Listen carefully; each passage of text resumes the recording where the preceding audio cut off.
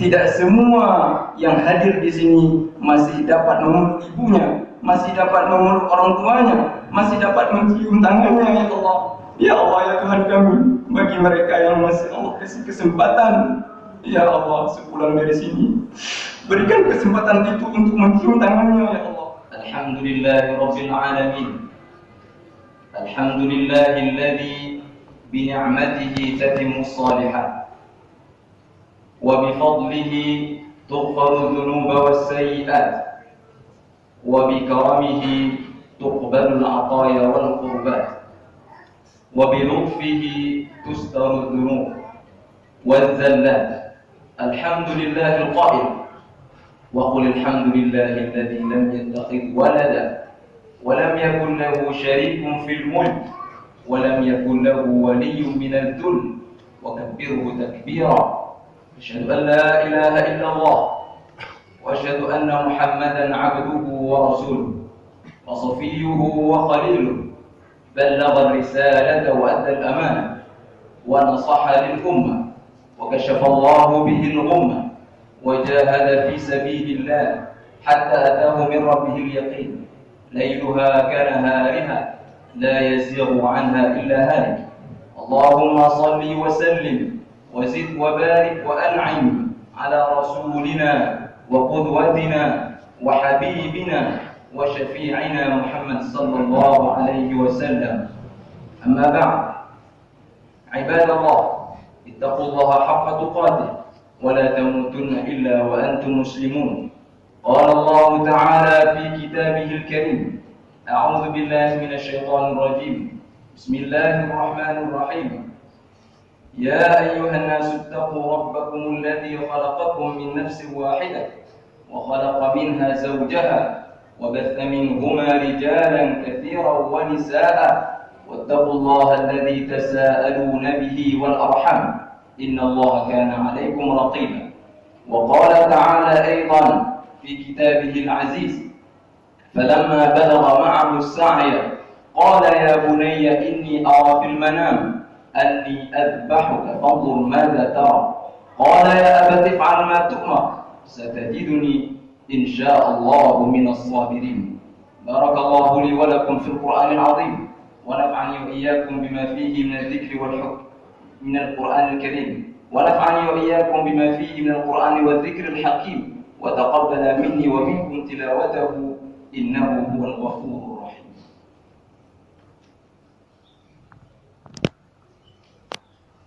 Bukan di dalam Al-Quran, sehingga kita sampai hari ini masih mengambil hikmah, masih mengambil pelajaran dari satu keluarga yang merupakan potret keluarga yang ideal di dalam ketaatan dan penghambaan kepada Allah Subhanahu wa Ta'ala. Cerita ini sudah berlalu sekitar 5.000 tahun yang lalu. Akan tetapi masih diingat, masih diambil pelajarannya, masih diambil mau'izah hasanahnya, karena Allah sudah janjikan di dalam Al-Quran. Jamaah dengan Allah Subhanahu wa Ta'ala, Idul Adha ataupun hari raya Kurban ataupun hari raya Haji ataupun hari raya besar tidak luput dari kisah Nabi Ibrahim alaihissalam dan juga kisah Nabi Ismail alaihissalam dan Hajar alaihissalam. Jamaah Allah Subhanahu wa Ta'ala, dari banyaknya rentetan kisah hidup daripada Nabi Ibrahim alaihissalam beserta keluarganya, kita hari ini di kesempatan yang sangat singkat ini kita mengambil beberapa hikmah, kita mengambil beberapa pelajaran yang dapat kita praktekkan di kehidupan kita sehari-hari.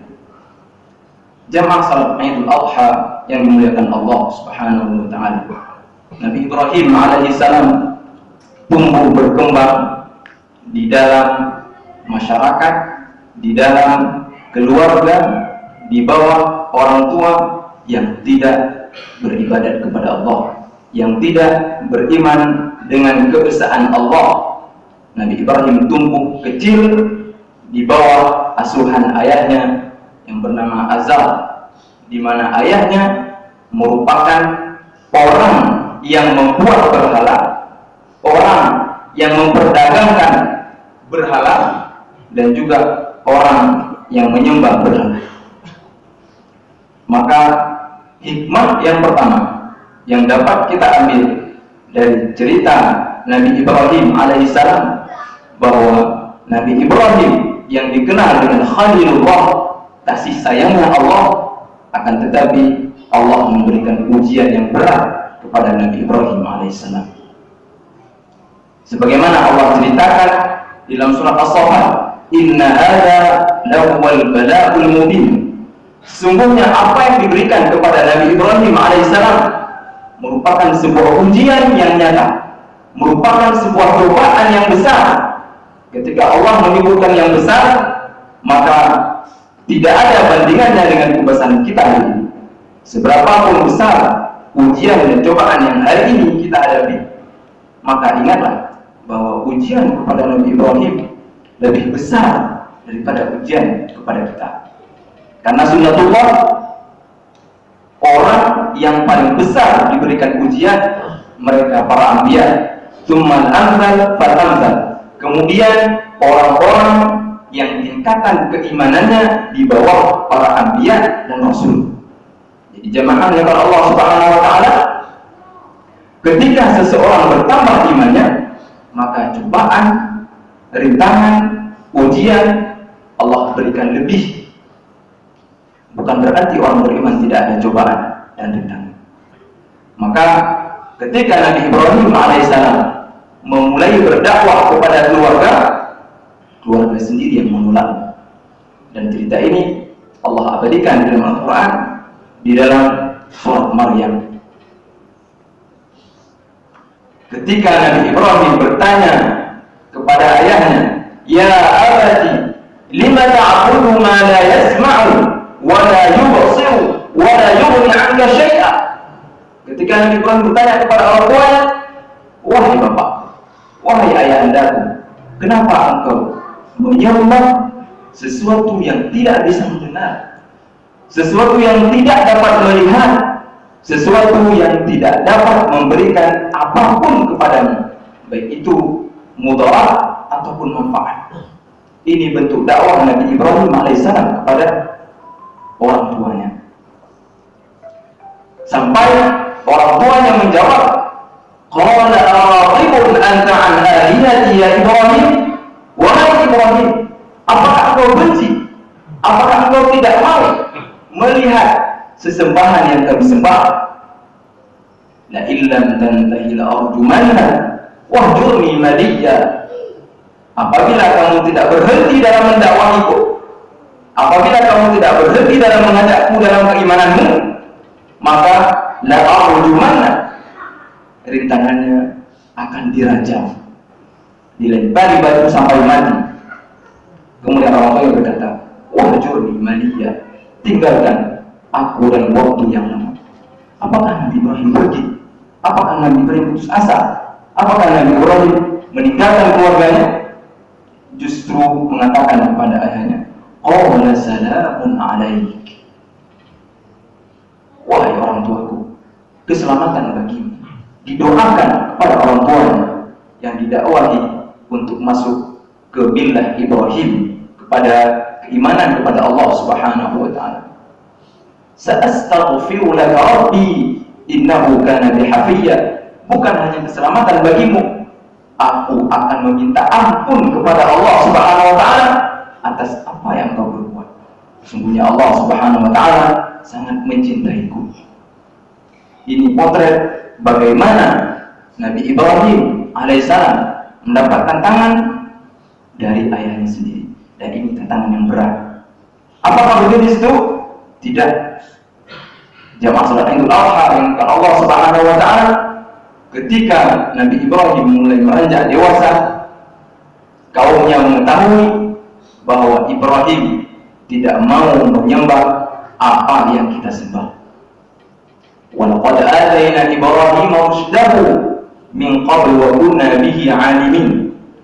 Dan cerita ini Allah hukumkan di dalam surat Anbiya.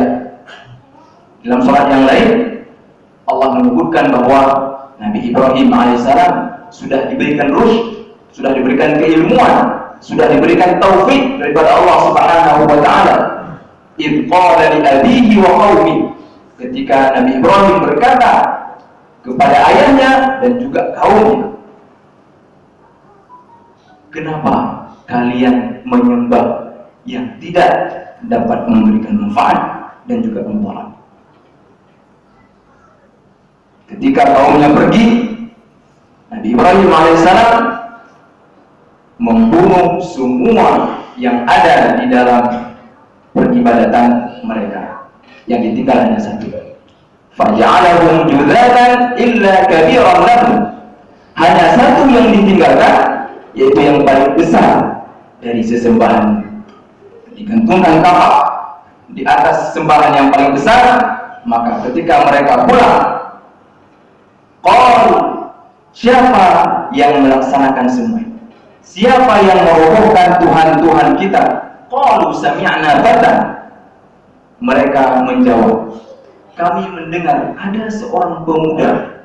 Al-Quran menyebutkan fata. Fata di sini bukan rajul. Kalau rajul dia sudah tumbuh dewasa, gagah berani. Tapi fata itu umurnya sekitar 15 tahun. Bapak Ibu yang dimuliakan Allah Subhanahu wa taala, keberanian Nabi Ibrahim alaihissalam dalam berdakwah bukan hanya sekedar kata-kata. Di umurnya 15 tahun berani menghancurkan berhalanya. Qalu sami'na fatan yazkuruhum yuqalu lahu Ibrahim. Katanya namanya Ibrahim. Qalu fa'tu bihi ala ayyuhin nas la'allahum yashhadun. Maka panggillah dia. Ketika dia Ibrahim alaihissalam berhadapan dengan penguasa, berhadapan dengan raja, maka raja langsung memanggil Ibrahim alaihissalam. Qalu a anta fa'alta hadha bi alihatina ya Ibrahim?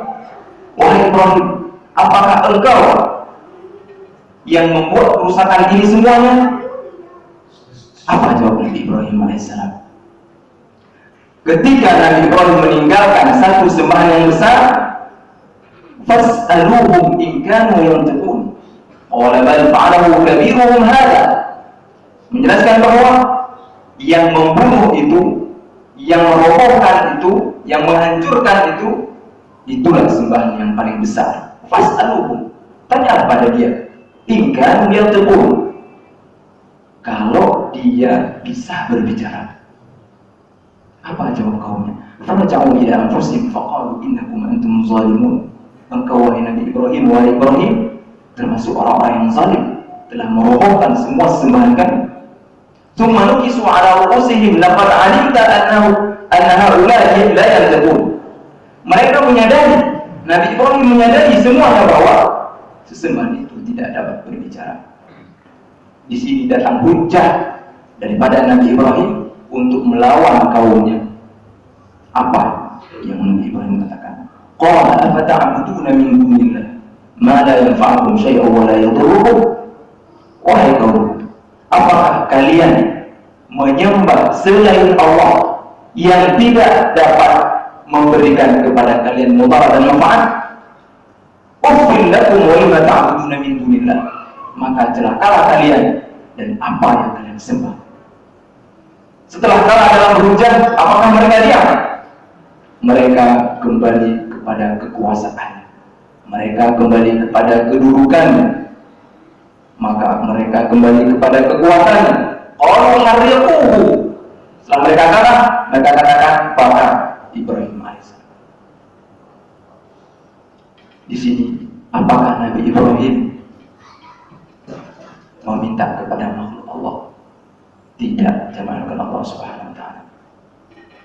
Waktu itu malaikat yang menurunkan hujan berkata, wahai Ibrahim, apakah aku turunkan hujan sehingga api itu terasa dingin? Apakah itu perintah Allah atau kehendakmu?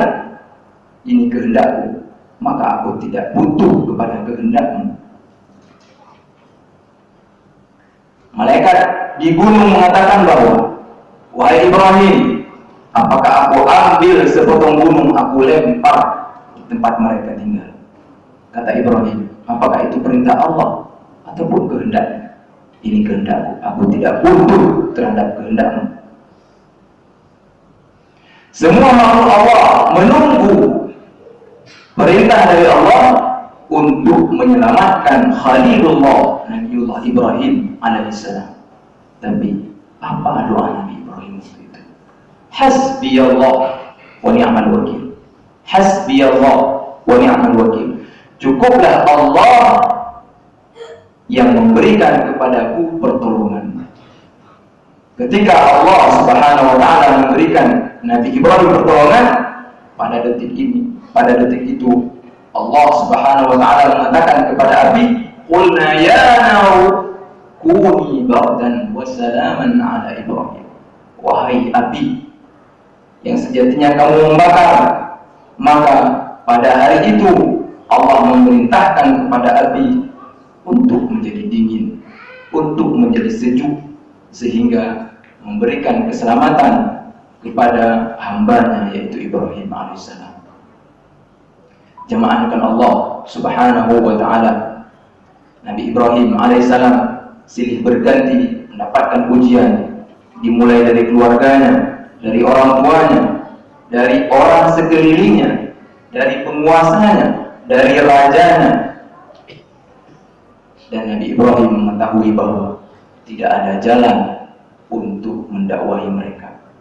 Akhirnya Nabi Ibrahim meninggalkan Irak, meninggalkan kaumnya, meninggalkan tempat tinggalnya untuk berhijrah ke negeri Syam, yaitu Palestina. Di sana Nabi Ibrahim alaihissalam menikah dengan Sarah, ibu daripada Ishak alaihissalam. Setelah beberapa waktu tinggal bersama Sarah, Ibrahim alaihissalam bersama Sarah menuju ke Mesir. Pada waktu itu Mesir dipimpin oleh pemimpin yang zalim, di mana ada satu aturan yang aneh pada penguasaan.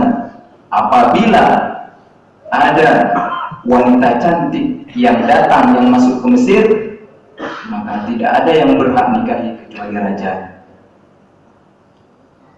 Sehingga takutlah Ibrahim alaihissalam dengan Sarah, karena Sarah merupakan wanita yang paling cantik. Singkat cerita, Nabi Ibrahim ketika ditanya, maka ini jawabannya, ukhti ataupun saudariku. Yang dimaksud Nabi Ibrahim alaihissalam, ukhti fil Islam, saudariku seiman dan seakidah. Ketika penguasa hendak mendekati Sarah, apa yang disebutkan, apa yang dibacakan oleh Sarah, a'udzu billahi mink, aku berlindung kepada Allah darimu, wahai penguasa yang zalim. Maka seketika penguasa itu berdiri tegak tanpa bisa melakukan apapun, takut. Sampai penguasa itu berdoa, meminta doa kepada Sarah, wahai Sarah, mintalah kepada Allah untuk aku bisa berjalan. Maka Sarah berdoa. Setelah bisa berjalan, ada orang lain dari pemuka kaumnya ingin mengambil Sarah. Sarah berdoa, a'udzu billahi mink, aku berlindung kepada Allah darimu. Maka seketika kaku badannya tidak bisa bergerak. Hingga penguasa takut melihat Sarah, dan ketika datang kepada Ibrahim alaihissalam, dihadiahkanlah Hajar alaihissalam sebagai hamba sahaya waktu itu.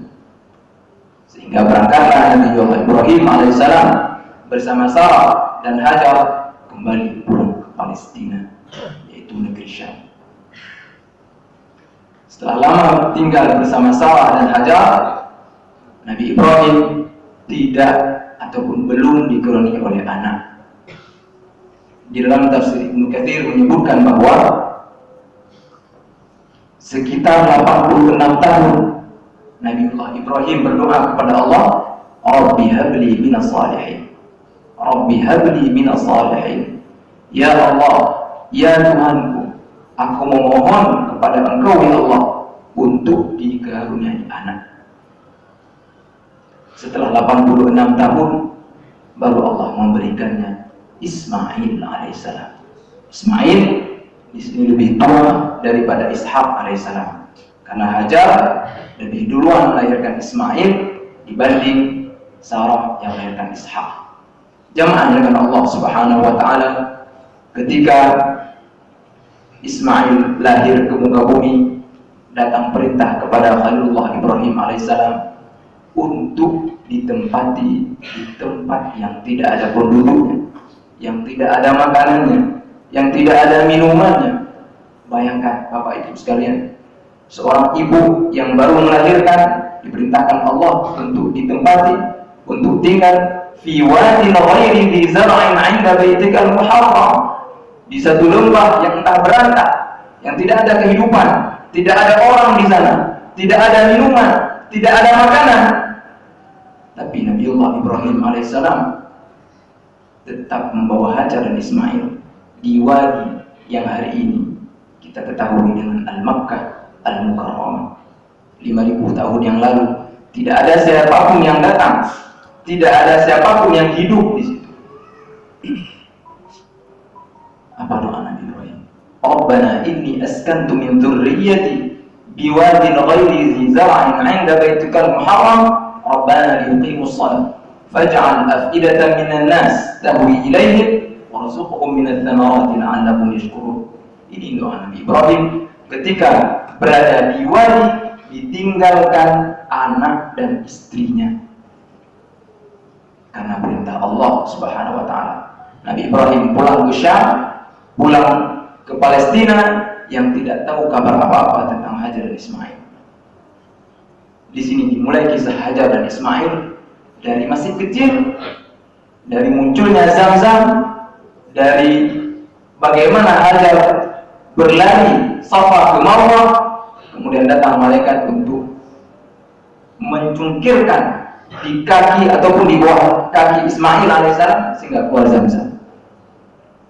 Begitulah janji Allah, jemaah karena Allah Subhanahu wa taala, ketika Allah perintahkan kita menerimanya dengan penuh kecintaan, dengan penuh kelapangan, dengan penuh ketaatan, dengan penuh pengorbanan, maka Allah lah yang menjanjikan kepada kita, Allah lah yang menjamin kehidupan kita.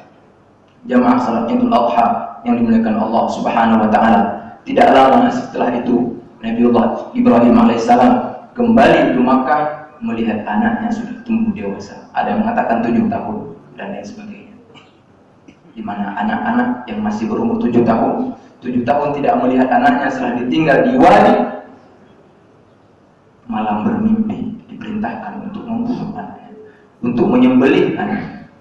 Falamma balagha ma'ahu sa'ya qala ya bunayya, wahai anak, inni ara fil manam, aku melihat dalam mimpiku, dan mimpi seorang rasul, mimpi seorang nabi merupakan wahyu daripada Allah Subhanahu wa taala.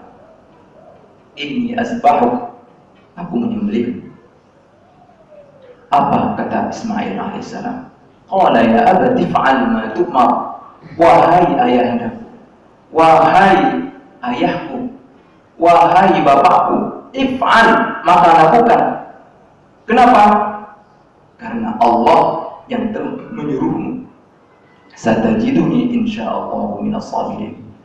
Jamaah salat Idul Adha yang dengan Allah Subhanahu wa taala, di sini letak kecintaan Nabi Ibrahim alaihissalam kepada Allah Subhanahu wa taala melebihi cintanya kepada anaknya yang disayangi, melebihi cintanya dari kasih sayang kepada istri yang dicinta. Ismail alaihissalam mampu mengorbankan dirinya, mampu mengorbankan jiwanya demi perintah Allah Subhanahu wa taala. Ini pelajaran yang kedua yang dapat kita ambil. Kita hari ini harus mampu mencintai Allah Subhanahu wa taala melebihi kecintaan kita kepada yang lain. Di dalam surat At-Taubah, "Qul in kana aba'ukum wa abna'ukum wa ikhwanukum wa azwajukum wa 'ashiratukum wa amwalun qataraftumuha wa tijaratun takhshawna kasadaha wa masakin tardawnaha ahabba ilaykum min Allah wa rasulih." Allah menjelaskan kepada kita, apakah orang tuamu lebih kamu cintai? Apakah anak-anakmu? Apakah keluargamu? Apakah saudara-saudarimu? Apakah istrimu? Apakah harta yang engkau cari? Apakah jual beli yang engkau sayangkan? Atau rumahmu yang kamu tinggal lebih kamu cintai daripada kecintaanmu kepada Allah dan Rasulnya? Kita di sini diminta untuk meningkatkan kecintaan kita kepada Allah melebihi kecintaan kita terhadap apa yang Allah titipkan kepada kita.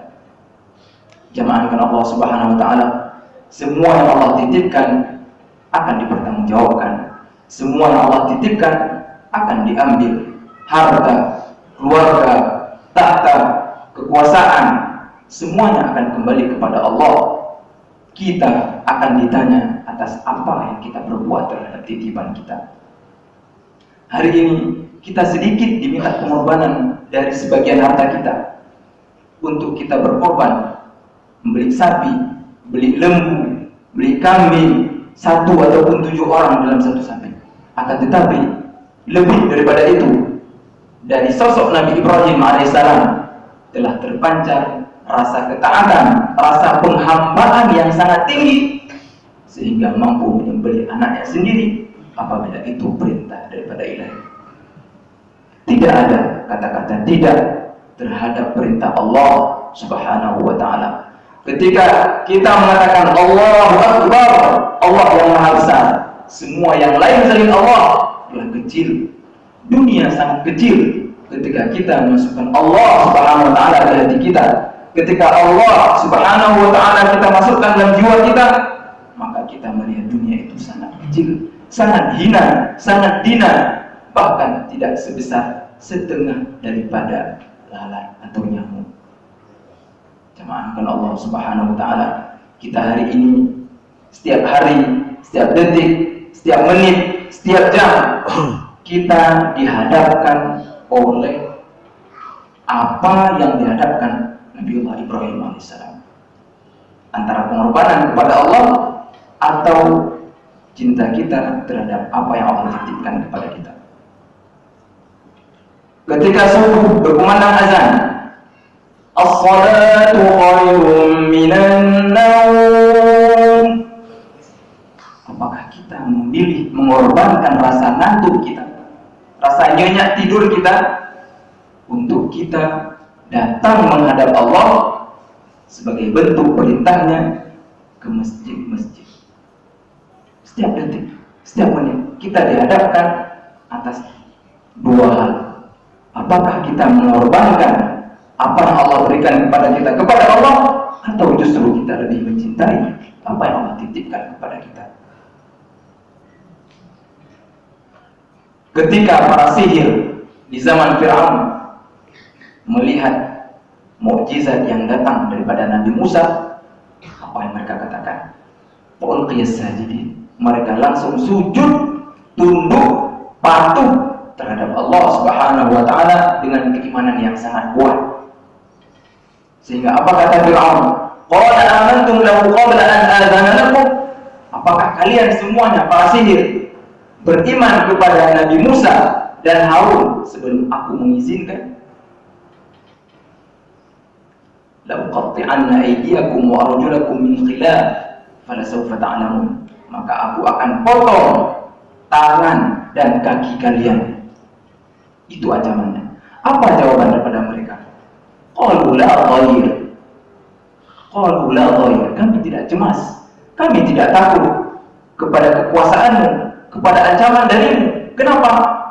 Karena kecintaan kepada Allah sudah tinggi, keimanan kepada Allah sudah kuat, maka tidak ada yang ditakuti. Bahkan nyawanya berani dikorbankan demi mendapatkan keimanan kepada Allah Subhanahu wa taala. Jamaahkan Allah Subhanahu wa taala, hari ini kita dilatih untuk meningkatkan kecintaan kita kepada Allah daripada kecintaan kepada apa yang Allah titipkan, dari harta kita, dari anak kita, dari istri-istri kita, dari apa yang kita tinggal, apa yang kita dulu daripada rumah-rumah mewah, kendaraan-kendaraan mewah. Ketika Allah hadapkan antara kecintaan Allah dan kecintaan makhluk Allah, kita harus pandai memilih. Iblis laknatullah alaihi ketika dihadapkan antara perintah Allah untuk bersujud kepada Adam, dia lebih memilih egonya, dia lebih memilih kesombongannya, tidak mampu menyembelih kesombongannya untuk tunduk kepada Allah, untuk sujud kepada Allah sebagai sujud ta'zim atas perintah Allah Subhanahu wa taala. Apa akibatnya? Laknat Allah yang diberikan kepada iblis. Maka jemaah salat Idul Adha yang dimuliakan Allah Subhanahu wa taala, ini merupakan pelajaran penting yang harus kita praktekkan, yang harus kita tanam di setiap sendi-sendi kehidupan kita, di setiap menit yang kita hadapi, di setiap jam, di setiap hari yang kita hadapi. Ketika kita mendengar pengumuman dari masjid, pengumuman dari ma'had membutuhkan dana sekian, ketika lewat kota amal depan kita, apa yang kita berikan kepada Allah? Apa yang kita berikan kepada Allah? Apakah harta kita yang paling kita cintai, atau harta kita yang tidak kita cintai? Seseorang datang kepada salah seorang imam di masa salafus salih, bertanya, "Wahai imam, aku ingin bertanya, apakah aku termasuk orang-orang ahlul dunia ataupun orang-orang ahlul akhirah?" Apa jawabannya? Engkau dapat menjawabnya sendiri. Bagaimana demikian? Maka imam berkata, "In kunta man tuhib an ta'khudh minhu syai'an fa anta min ahli dunya. In kunta mimman tuhib an ya'khudh minka syai'an fa innaka min ahli akhirah." Apa kaidahnya? Apa rumusnya? Apabila kita lebih senang diberikan sesuatu dari orang lain, maka kita termasuk orang-orang ahlul dunia. Akan tetapi apabila kita senang memberikan sesuatu kepada orang lain, maka kita termasuk ahlul akhirah. Kenapa? Karena orang yang diberikan sesuatu kepadanya, dia memakmurkan dunianya. Akan tetapi apabila seseorang senang untuk memberikan kepada orang lain, maka sejatinya dia sedang memakmurkan akhiratnya. Oleh karena itu, ketika Rasulullah SAW menyembelih seekor kambing, memberikannya kepada Aisyah radhiyallahu anha, dan Aisyah tahu bahwa Rasulullah SAW sangat senang daging yang ada di katif ataupun di bagian pundak. Maka Aisyah radhiyallahu anha, semua daging yang disembelih, yang dipotong, dibagikan kepada orang lain kecuali daging yang ada di pundak. Rasulullah bertanya, "Apa yang kamu tinggalkan?" "Daging yang ada di pundak, wahai Rasulullah." Maka semuanya untuk kita kecuali daging itu. Semuanya untuk kita kecuali daging itu. Apa makna yang disebutkan oleh Rasulullah SAW? Ketika kita bersedekah, ketika kita menginfakkan harta kita, maka semua yang kita infakkan, semua yang kita sedekahkan akan menjadi hak milik kita. Sedangkan apa yang kita makan, itu yang bukan milik kita. Maka ketika kita benar-benar pada hakikatnya mencintai apa yang Allah titipkan kepada kita, maka hantarkan itu ke akhirat. Sebanyak-banyak hantaran. Sebanyak mana kita mengantarkan harta kita hari ini di dunia, maka itulah pada hakikatnya harta kita yang akan kita dapatkan di akhirat nanti. Oleh karena itu, para salafus saleh ketika datang seseorang untuk meminta sesuatu, apa yang mereka katakan? "Ya Abdullah, wahai hamba Allah, aku sangat berterima kasih kepadamu atas apa yang kamu perbuat, sehingga kamu mau membawa, menghantar hartaku hari ini di dunia ke akhirat nanti tanpa ada imbalan dan balasan." Itu yang mereka katakan. Ketika seseorang meminta bantuan kepada mereka, mereka membantunya dan mengatakan bahwa terima kasih untuk menghantarkan hartaku di dunia sampai kepada akhirat nanti. Jamaah yang dimuliakan Allah Subhanahu wa taala, Allahu Akbar, Allahu Akbar, Allahu Akbar walillahil hamd. Itu yang sering, yang selalu kita sebutkan khususnya di beberapa hari ini, dimulai dari semalam setelah sholat maghrib sampai hari ketiga, hari tasyrik ataupun hari raya keempat. Itu yang selalu kita lantunkan. Moga-moga apa yang kita lantunkan bukan hanya sekedar di mulut saja, tapi ketika kita mengatakan Allahu Akbar, benar-benar yang maha besar itu Allah. Tidak ada yang maha besar kecuali Allah. Maka selagi kita sebagai hamba menggantungkan diri kepada Allah yang maha besar, semua selain kita akan menjadi kecil.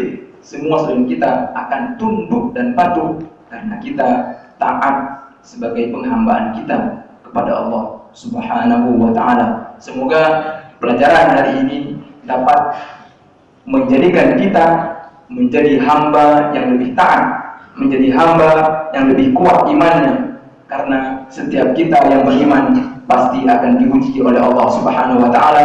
Perbedaan orang yang beriman dan tidak beriman yaitu mereka yang kuat atas cobaan dan rintangan. Dan seorang mukmin tidak ada kata yang rugi.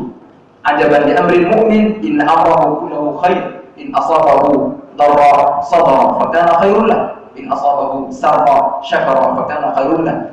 Seorang mukmin apabila ditimpa musibah dan mereka sabar terhadap musibah itu merupakan yang terbaik baginya.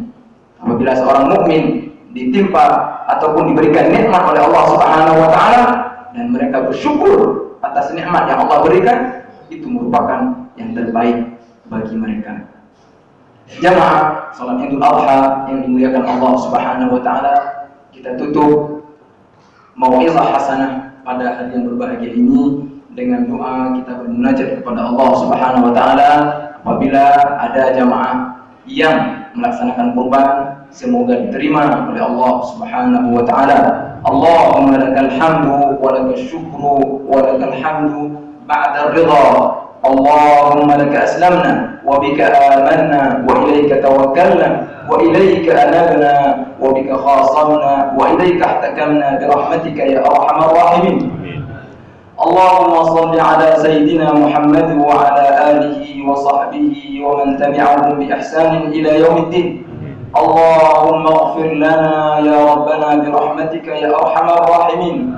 Ya Allah, ampunilah dosa kami ya Allah. Allahumma ighfir lana ya Rahman, innaka khairur rahimin.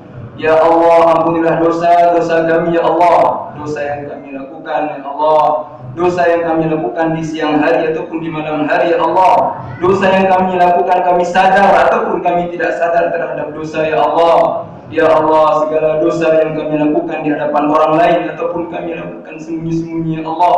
Ya Allah, ampunilah segala dosa kami ya Allah. Wa li abaina ya Allah.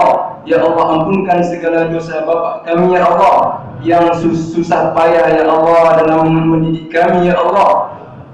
Ya Allah, ya Tuhan kami, ampunilah dosa ibu bapak kami, ampunilah dosa ibu kami ya Allah yang sudah susah payah melahirkan kami ya Allah, penuh rintih, penuh sakit ya Allah, 9 bulan dikandungnya ya Allah. Akan tetapi hari ini kami tahu untuk mendoakan mereka ya Allah. Ya Allah, di mimbar ini ya Allah, ampunilah mereka ya Allah. Ya Allah, ya Rahman, ya Rahim. Tidak semua yang hadir di sini masih dapat memeluk ibunya, masih dapat memeluk orang tuanya, masih dapat mencium tangannya ya Allah.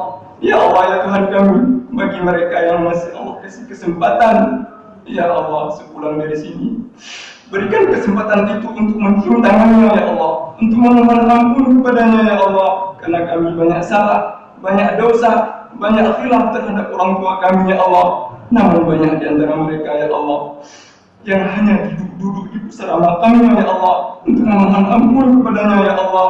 Ya Allah, ya Tuhan kami, melalui mimbar ini ya Allah, kami memohon ampun kepada mereka yang sudah mendahului kami ya Allah. Allahumma ighfir lana dhunubana wa liwalidayna warhamhuma kama rabbayana shaghira. Allahumma ighfir lana dhunubana wa liwalidayna warhamhuma kama rabbayana shaghira. Ya Allah ya Tuhan kami, Allahumma jama'na ma'al Mustafa min nabiyyin wa siddiqin wa syuhada'i wa salihin. Ya Allah ya Tuhan kami, sebagaimana Engkau telah mengumpulkan kami hari ini ya Allah, maka kumpulkan kami ya Allah bersama Nabi-Mu, bersama para anbiya, bersama para salafus salih, ma'an nabiyyin wa siddiqin wa syuhada'i wa salihin. Allahumma ya Rabbana adhillana tahta dhillik. Ya Allah ya Tuhan kami, naungi kami di bawah naungan-Mu ya Allah, di yaumil mahsyar ya Allah. Tidak ada naungan selain naungan-Mu ya Allah, maka berikan kepada kami naungan-Mu ya Allah, ya Arhamar Rahimin. Allahumma Rabbana taqabbal minna innaka antas sami'ul 'alim wa tub 'alaina ya Maulana innaka antat tawwabur rahim wa jud 'alaina ya Rabbana innaka antat tawwabur rahim. وعافنا من كل بلاء يا عظيم. ربنا آتنا في الدنيا حسنة وفي الآخرة حسنة وقنا عذاب النار. صلى الله على سيدنا محمد وعلى آله وصحبه أجمعين والحمد لله رب العالمين. السلام عليكم ورحمة الله وبركاته.